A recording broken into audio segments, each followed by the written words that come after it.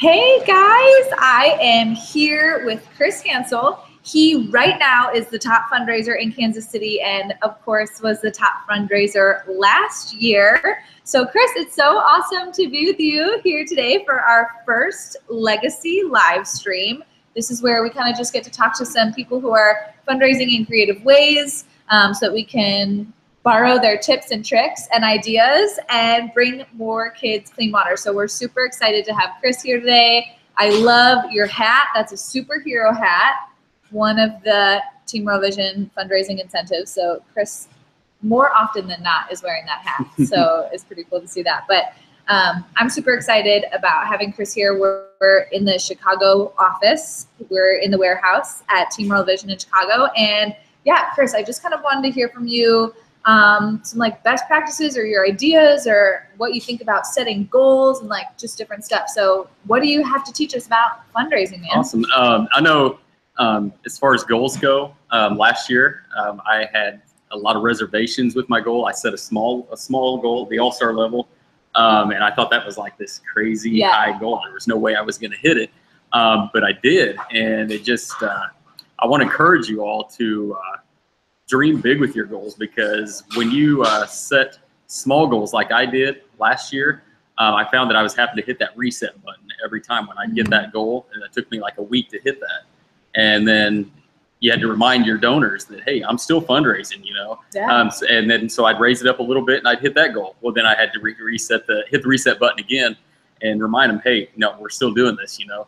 So I want to, with that in mind, it's super important that you dream big, because what you're going to find is that your donors are going to see when you set like a crazy God-sized goal, like the superhero level or even the legacy goal.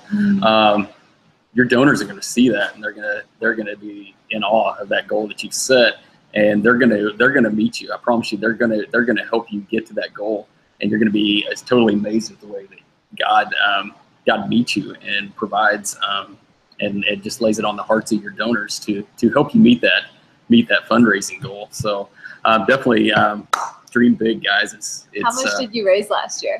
Just shy of 14,000. So we're going to call it 14,000. Definitely call it 14,000. And that was starting at the low all-star goal. Yeah, and you just kept bumping it. And looking back now, I just wish I hadn't started with those low goals, and I just dreamed big. Like how much money did I maybe leave on the table? You know. With that small goal, maybe people would have given more at that time. But, what's your goal this year? I've done something crazy. Is set a God-sized goal. After going to the National Leaders Gathering, I was totally inspired, and I bumped my goal from 15,000 up to 25,000. Whoa! Oh my gosh! I don't know if it's going to happen. I didn't think last year was going to happen, and it did. So who knows? You know, they say if your fundraising goal doesn't terrify you, or your running goal doesn't terrify you, then you need to bump up. So that's what I did.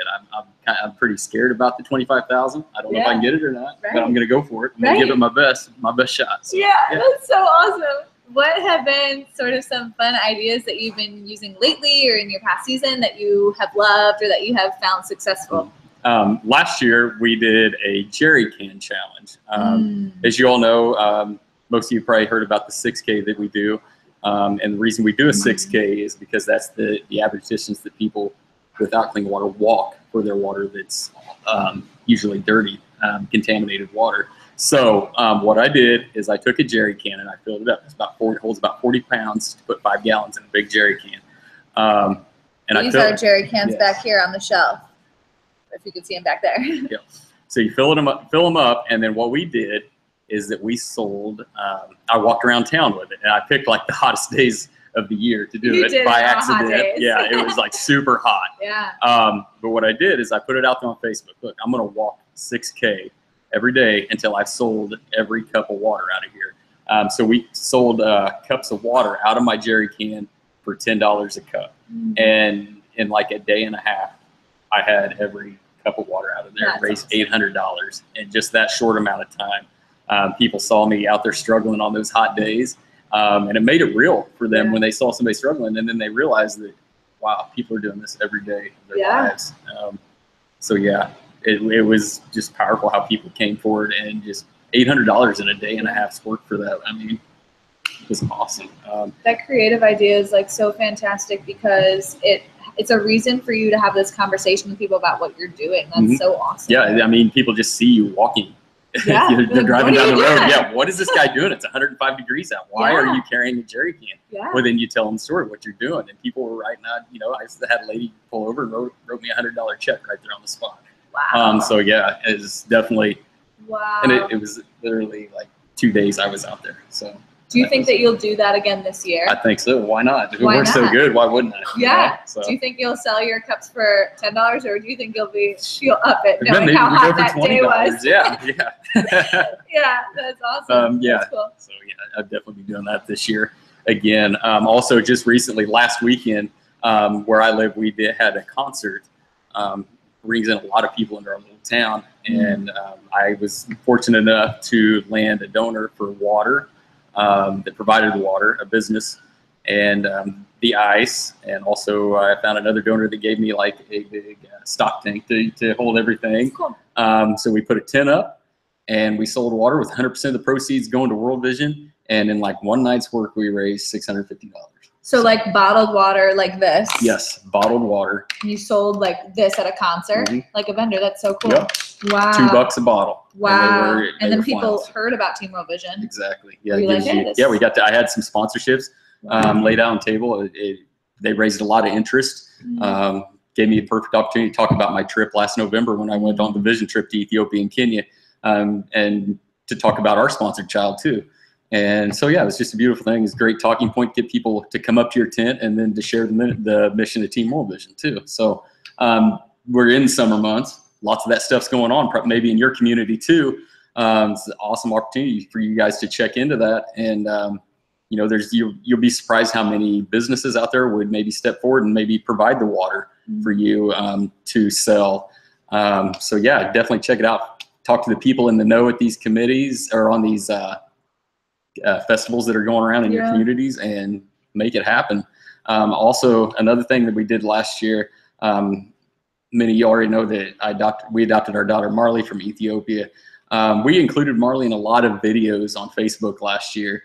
It was something at the beginning of the year I never would have done, but as the season progressed and we started getting such a great response from our videos, and just a lot of donations would come forward, we were doing like really silly videos. Hilarious stuff I never would have done before I joined Team World Vision, but there I was, and we were getting such a good response. So it kept motivating us to keep, hey, what can we do? We were constantly thinking about what's our next movement. But guys, kids generate a lot of interest. You get your children involved in this.